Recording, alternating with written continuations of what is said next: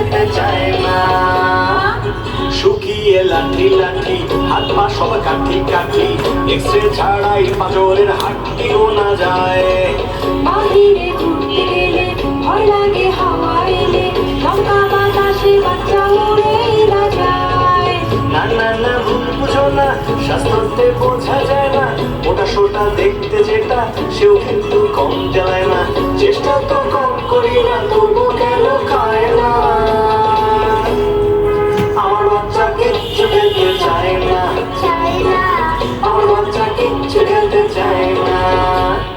সবাই বলে খিদে পেলে বাচ্চা আপনি খায়, আমার বাচ্চা খোলা থাকে কোন দুনিয়ায়।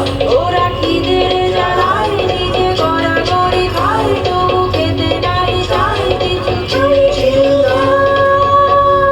শক্ত নরম সেদ্ধ ভাজি যা খুশি খা, যাও খিচুড়ি ফিসফাস আর একটু খাও।